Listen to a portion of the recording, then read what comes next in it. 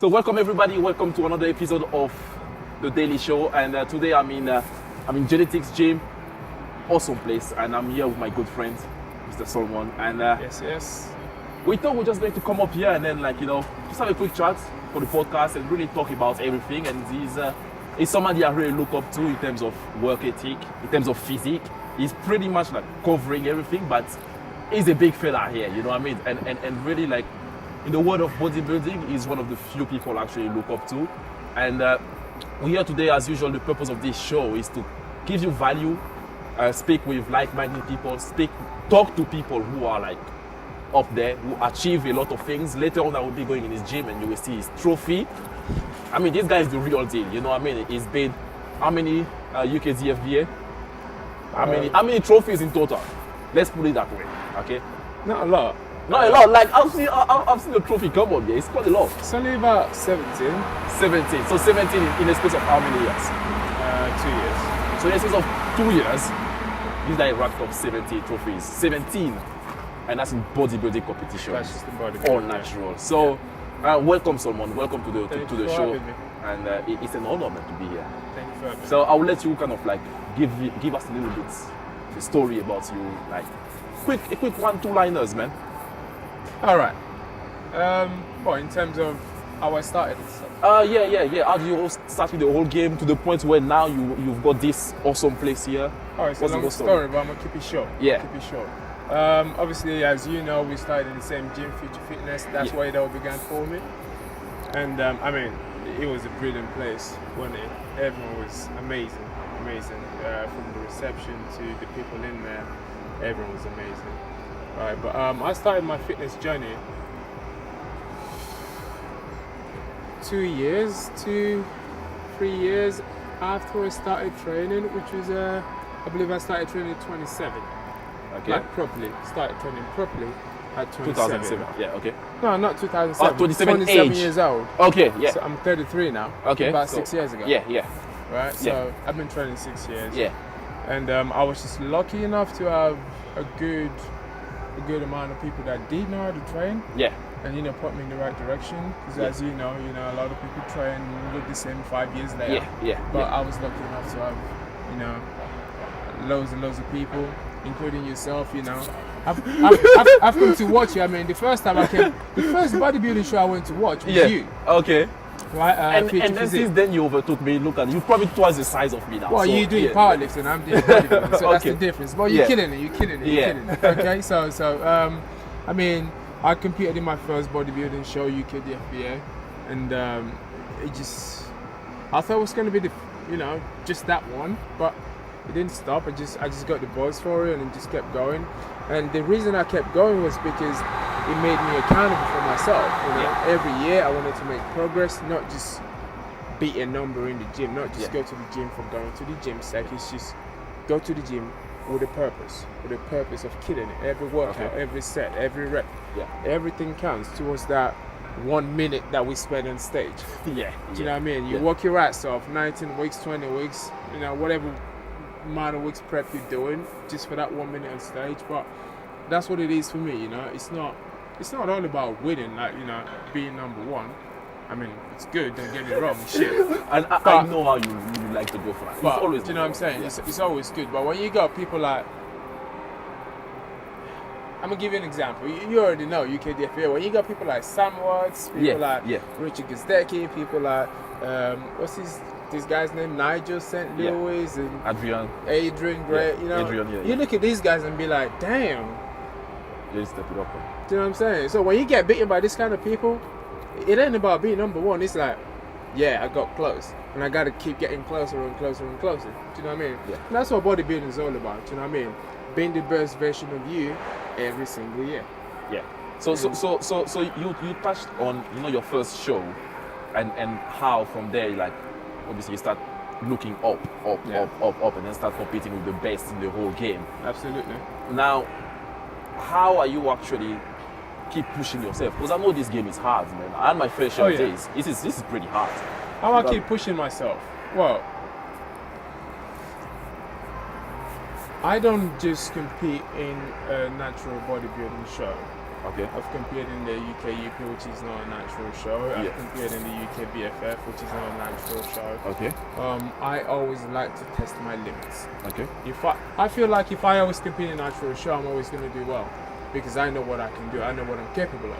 Okay. You know what I mean? Okay. So competing in outside of a natural show just gives me that bit of drive. You know, like I don't want to go there looking at a place. Yeah. Do you know what I'm saying? So it just give me a little bit of drive. I want to be close to those guys. So I might never get there. Don't get me wrong. I'm never gonna be a fucking, excuse my language. It's okay, man. You draw the F-bomb, man. I like that. Keep it raw, man. I'm never gonna be a, you know, maybe a 100 kilo bodybuilder, like shredded 4% body fat. But I'm gonna try. You know what I mean? And that's the goal. Progression every year is key for me.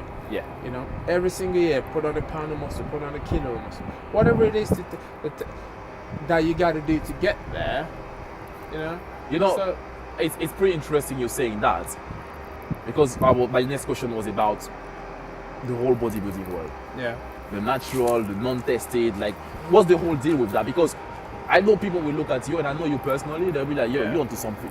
Absolutely. So why did you make the choice of going natural first of all? This is my gym, right? And you know, half the people in there don't believe I'm natural anyway. Yeah. Do you know what I mean? I mean, I'll give you some. A client came to me yesterday and he says that he wanted to do personal training, meal plans and stuff like that. And I said, you know, I laid them all down for him. And he started talking about other things, supplements. Yeah, let's call it gear. Let's call it the way it is, man. Well, yeah. A lot of people like to call it supplements. Let's call it gear, yeah. I like my podcast to be really open and honest, so let's call it gear. All right, it is what it is. Yeah. You know, I started talking about gear and I says, well, I'm not on gear, so I wouldn't be able to I can't advise you give you any advice in terms of that. Yeah. And he says, are you joking? I'm like, no. You serious? How'd you get your size then? Chicken and rice? That's what I said. Right. So why did you choose to go down that route? Natural. Why? Okay. For me, progression and longevity is key. Yeah. So if I keep making progress every single year, there's just no need for me to go and get. Don't get me wrong, I'm not against it. Yeah. Okay. You know, I'm not against using gear. Yeah. I might be 40 years old and feel like shit, my joints are killing me. Yeah. I can't squat 5 plates or 6 plates anymore. I can't deadlift that. I can't bench that. I feel like shit because I love the gym so much. Yeah. Hey, I might take it, but I like to push my natural limits to the extreme, and then really see like. And then you can start thinking about, you know, what else you can start taking, things like that. Yeah. I mean, there are so many natural supplements out there that you can take to help you.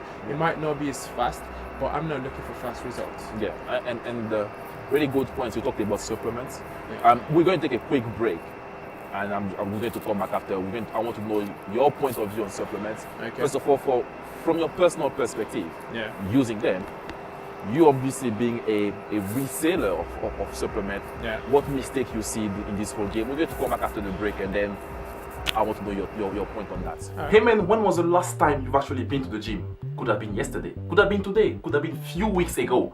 When you went to the gym, did you know how many sets you were supposed to do? How many reps? Did you know how long you were supposed to rest?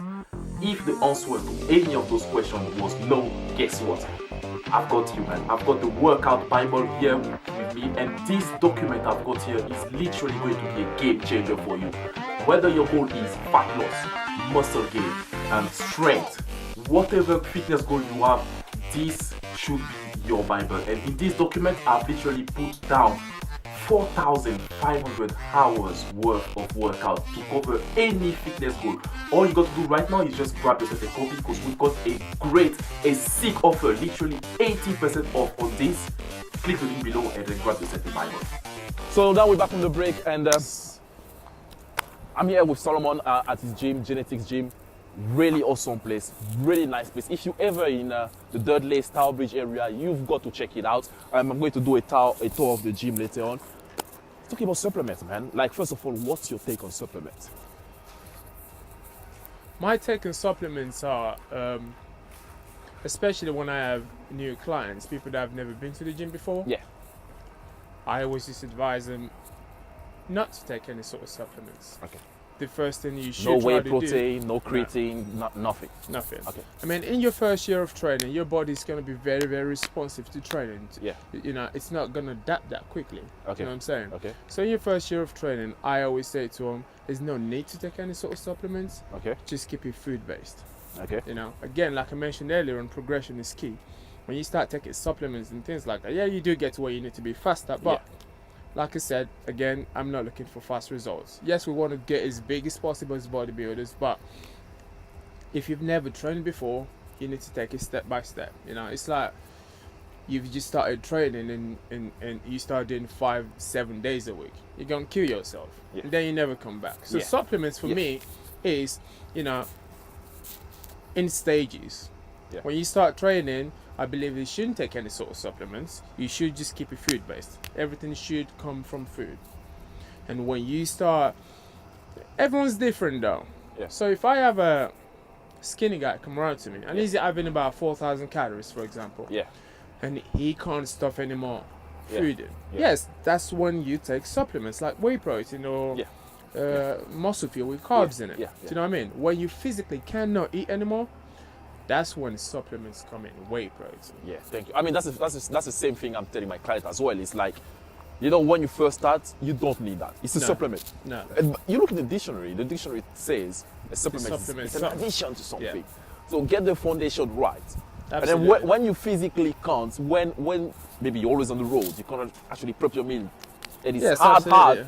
then you can use that for the extra edge. And obviously that's the whey protein, mass gainer, the whole Yeah, shebang. yeah. There's the other bit, which is like fat burners, creatine. I don't take fat and burners. yeah, exactly. I don't, and I want you to get your take on that as well, because I don't promote. I don't even tell anybody to actually take them. I don't even I sell believe fat in them. burners. Yeah. I mean, I own a gym. I don't sell fat burners. Why? Yeah. Because I personally believe, you know, at the end of the day, you just got to get your body hot. You know, do Yeah. the work. Yeah, If you're doing the work, yeah, the fat burners wouldn't work if you don't work. absolutely. Yeah, So what's the point of it? totally. You just stock up some fat burners, sit down eating fucking popcorn and shit, and expect to burn body fat. Yes. Do you know what I mean? It ain't gonna work. Yes. It's the same thing as gear. Do you know what I mean? You ain't gonna use all this gear and still not work You got hard. to put you in gotta the work. You You gotta got to put show in the up work. and then Do you do know the what I mean? work. Yeah. So regardless of what you're taking, you still gotta put in the work. Yeah.